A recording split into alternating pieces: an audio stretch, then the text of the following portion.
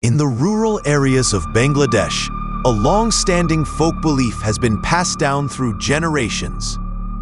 Pregnant women should not go out alone after sunset. If they must go outside, they should carry garlic, iron, and matches with them. Otherwise, they might fall victim to the evil eye or be affected by jinns or spirits. This warning is especially emphasized during solar eclipses, full moons, and new moon nights. Some people dismiss this as mere superstition, but others claim that many families have had to suffer the consequences of ignoring these warnings. This is not exactly a fictional story. These events actually happened in someone's real life. She has asked us to share her story, which also includes some cautionary messages. We will try to narrate it in our own way.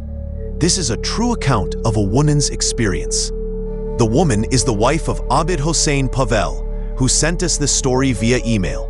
Her name is Saima Rahman Ritu. Saima Rahman Ritu is a 24-year-old newlywed, raised in Mirpur, Dhaka.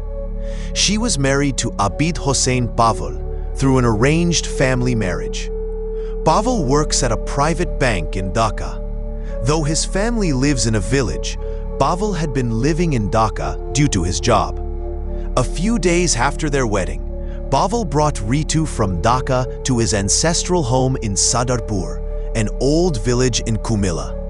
The house there is a large ancestral property, surrounded by tall trees, a pond, and a courtyard shaded by a massive banyan tree. Only Pavel's mother lives there. His father passed away in 2020 due to COVID-19.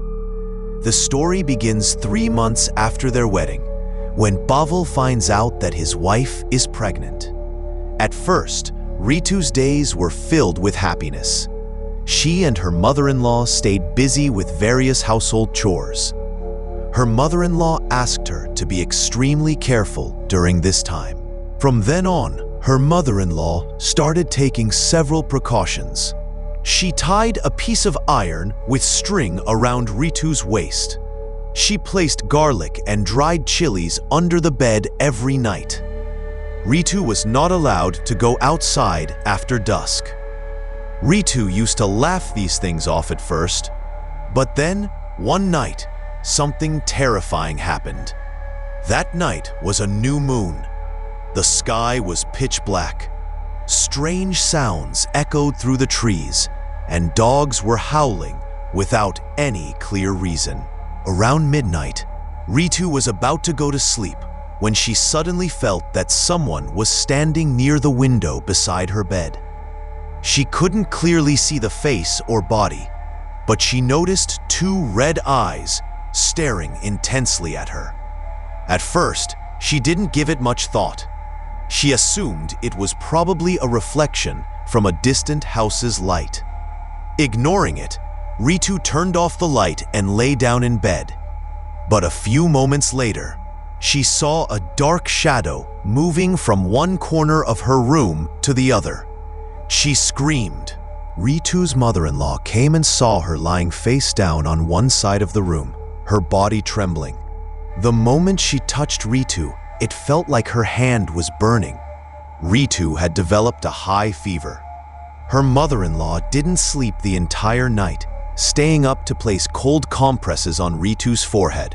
That very night, Pavel's mother called him and said he needed to come home the next morning. It was urgent. When Pavel asked what had happened, his mother said, "Ritu is very sick." The next morning, Pavel started for the village early. After reaching home, he immediately took Ritu to the hospital.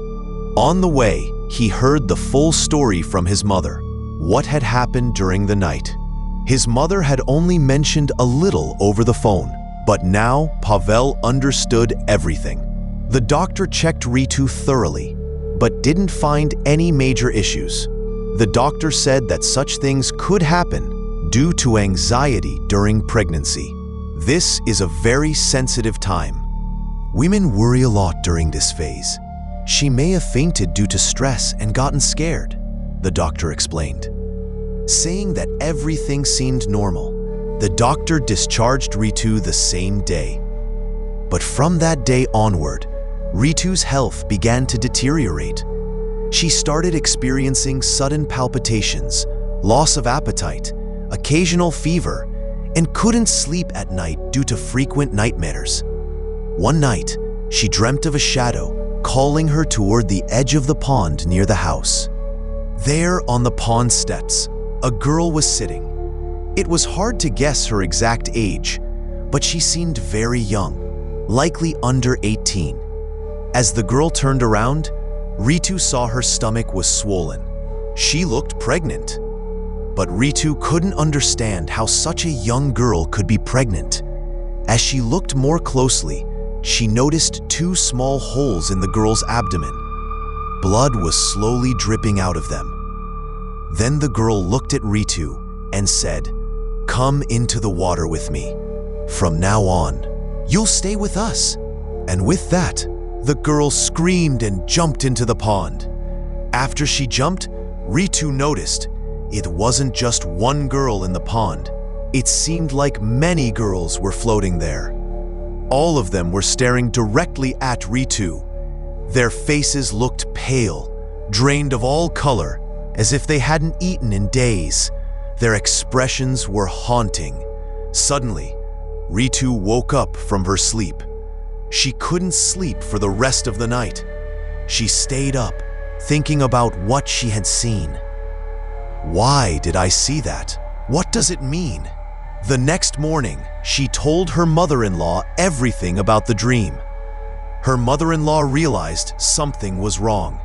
Without wasting any time, she called an elderly woman from the village. Her name was Halima, though everyone called her Halima Khala. Halima Khala had been serving pregnant women for many years. She was experienced in spiritual healing, protective charms, prayers, and even acted as a midwife during deliveries. She entered the house and looked around carefully, then said, "There seems to be a lot of problems in this house," someone said. "I feel another presence here." Ritu's mother-in-law was told, "Someone has cast an evil eye on your son's wife and her unborn child." She looked at Ritu and said, "Dear, it's not just a baby growing in your womb. An evil jinn is trying to enter as well." After hearing all this from his mother, Pavel came home in the evening. As soon as he arrived, Halima Khala took him aside to a corner of the house and said, "Do you even know, back in 1971, during the Liberation War, this house used to be a Pakistani army camp. Many horrible things happened here. Many women died in this house, pregnant women. The Pakistani soldiers used to abduct young women from the village, bring them here, and rape them. When the women became pregnant, they were dragged to the pond beside the house, drowned, or kicked in the stomach until they died. Others were simply shot dead. After the war, no one could live in this house. Those who did claimed they saw terrifying things. I've heard that spirits especially target pregnant women. The souls of the women who were murdered during the war are said to still roam here. Your uncle, my husband, warned your father not to come to this house, but he didn't listen. She concluded, you should leave this house and move to the city, and walked away. Pavel didn't want to believe any of it, but Ritu's late-night sobbing, her insane behavior, the scratches and blue bruises on her body. He realized this couldn't be normal. Fear started creeping into his heart. He began searching for a trusted religious scholar. His mother told him, "There's Hafiz Mahmoud Ali in the next village. He's helped many people through ruqya and spiritual healing." The next morning, Pavel took Ritu to see the scholar. After hearing everything, the scholar bowed his head and said, "Your wife is now more than just one body, she carries two. That child might have been sent by Allah for a special purpose. That's why the devils want to harm her. I'll give you some prayers and amulets. Recite them for 7 days. Play Surah Baqarah loudly at night from your mobile phone. Recite Ayatul Kursi and blow over her before sleeping. Ritu cried and asked the scholar, "Am I going to lose my baby while it's still inside me?" He replied, "No, my child. Do not fear. If Allah wills, everything is possible. Put your trust in Him. Pray and keep begging for His mercy." 7 days passed after the visit, but things only got worse. One night around midnight, Pavel woke up to the sound of the door creaking open. He saw Ritu walking out of the room. She walked like she was in a trance, unaware of herself, as if something else was controlling her. While walking, she murmured, "They're calling me. I'm going to them. I want to become one with them." Pavel jumped up and ran to stop her. When he touched her, her body felt colder than ice. Suddenly, Ritu spoke in a voice that was not her own. It was broken, deep, like many people speaking together. The voice echoed with power. With great effort, Pavel dragged her back into the room and locked the door. That night was the hardest of his life. At dawn, he rushed to bring Hafiz Mahmud to the house. As the scholar entered the house, he felt his body grow heavy. He sensed something deeply wrong.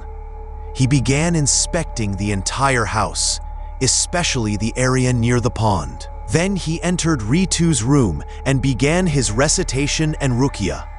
Ritu was unconscious. For nearly 3 hours, he performed spiritual rituals. When he finished, he said to Pavel the same thing Halima Khala had.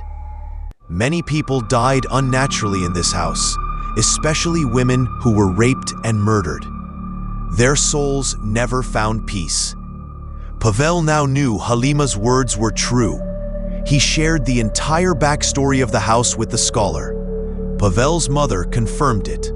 "Yes, it's true. My husband used to tell these stories, but when I was pregnant with Pavel, we didn't live here.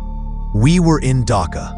The scholar nodded and said, "That's why you were spared these problems back then. Now listen, this house has 2 major problems. 1, many people were killed and their bodies thrown in the pond, but no funeral prayer, janazah, was ever offered for them. 2, because of that, evil jinns started dwelling here. These jinns especially target the bodies of the dead and pregnant women. The evil jinn were already here, and now they're trying to harm your pregnant wife by taking her to the pond and killing her." Pavel asked, "What can we do now, Huzur?"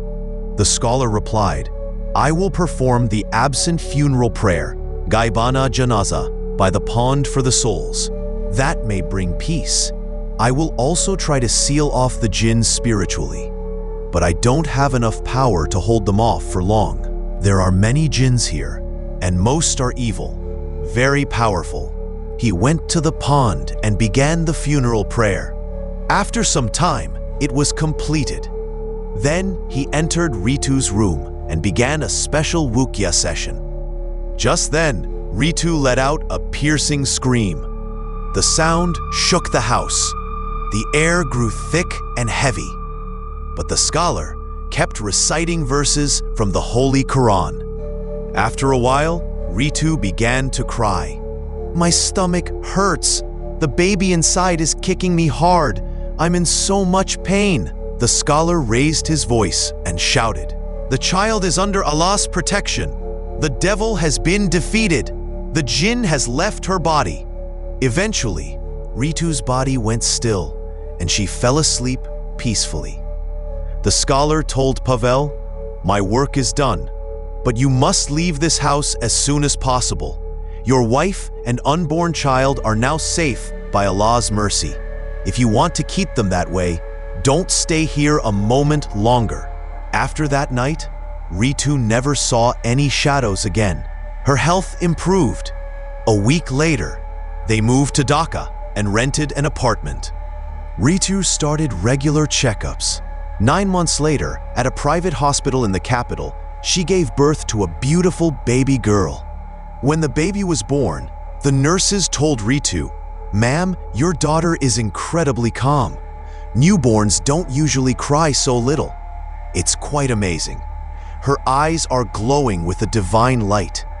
Holding her newborn daughter close, Ritu said, "She's not just my daughter.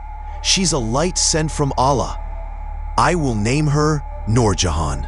This is the true story shared with us by Abid Hussein Pavel, the first person to email us. It is a chilling tale of a family's terrifying experience and their escape from evil. Many pregnant women in rural Bangladesh still believe in garlic, matchsticks, and iron charms. But perhaps these aren't superstitions at all.